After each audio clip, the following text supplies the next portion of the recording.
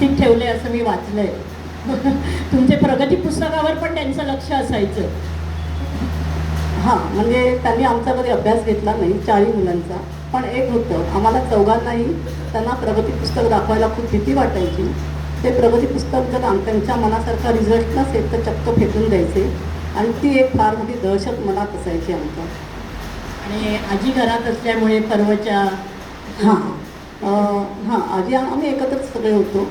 तर भाईंनी एक आम्हाला सर्वांना एक शिस्त म्हणा दंडक घालून दिलेला होता की 7च्या आत घरात असलंच पाहिजे. सर्व मुलांनी घरामध्ये आलेलं असलं पाहिजे. तर ते आजी मात्र छान पाळायची ती शिस्त की 7च्या आत आम्ही घरात आल्यानंतर आम्हाला देवापुढे उभं करायची, पर्वच्या वगैरे म्हणायला लावायची, पाढे घ्यायची. त्या काळात ते सगळं चालायचं आमच्या लहानपणी. तर पाढे पर्वच्या हे सगळं व्हायचं, पाटपाणी घेऊन जेवण बिवण व्हायचं, हे सगळं आजी करायची. म्हणजे ही त्यांची शिस्त होती. ते पंक्तीत सहसा नसायचे खामोलकर, कारण ते उशीर यायचे घरी. हो, ते दिवसभर साहित्य हां, कारण ते संध्याकाळी ते घराबाहेर पडायचे. आणि त्यांनी आयुष्यात नोकरी अशी कधी केली नाही, जमेल तशी नोकरी केली.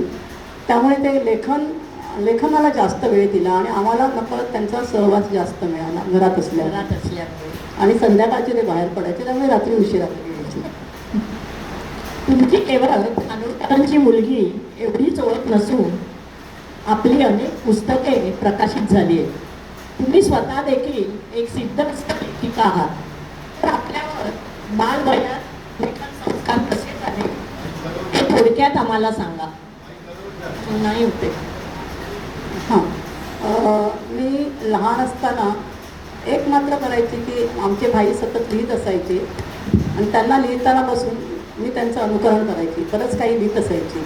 त्याचा परिणाम असा झाला होता की मला शाळेमध्ये माझे निबंध वाचून दाखवले जायचे, सर्वांना ते फार आवडायचे.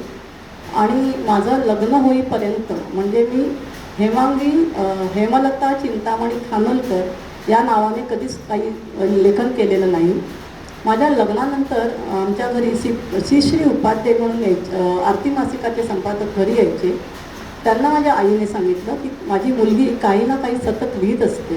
तर ते आमच्या घरी बॉम्बे सेंटरला आले सासरी माझ्या, आणि त्यांनी मला माझी बॅग उघडायला लावली. मी जे काही लिहिलं ते सगळं घेऊन गेले. त्यांना फार ते लेखन आवडलं आणि त्यांनी माझा वळता पाऊस नावाचा कथासंग्रह प्रकाशित केला. माझं सगळं साहित्य त्यांनी आरती मासिकामध्ये प्रकाशित करायला सुरुवात केली. आणि माझ्या कवितेखाली म्हणा किंवा लेखाखाली म्हणा माझं स्वतःचं नाव पाहून मला एवढा आनंद झाला आणि मला लेखनाचा छंद जडला.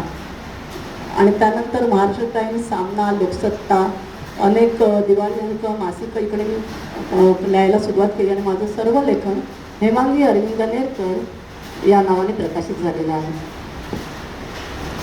आणि बालसंस्कार झाले असं नक्कीच म्हणता येईल. माझ्या ओंजळ कविता संग्रहाचं प्रकाशन कुमार केतकरांनी केलं आणि त्यांनी ही गोष्ट सांगितली की खानोलकरांचे जीन्स ह्या मुलीमध्ये उतरले आहेत आणि ते ऐकायला मला फार आवडलं. एकदा शांताबाई पण असंच काहीतरी बोलल्या होत्या ना की हो, शांताबाई म्हणाल्या होत्या लेख आरतीची गाणी आवडतात माझी. कारण त्यांची गाणी आपल्याला समजायला कविता आणि एवढ्या समजायला सोप्या आहेत की त्या कोणालाही कळतील. त्यामुळे त्याने मी असं म्हणायचं, म्हणजे आईलाच म्हणायचं. आता आपण हृदयनाथ मंगेशकर आरती प्रभूंबद्दल काय बोलतात ते ऐकूया.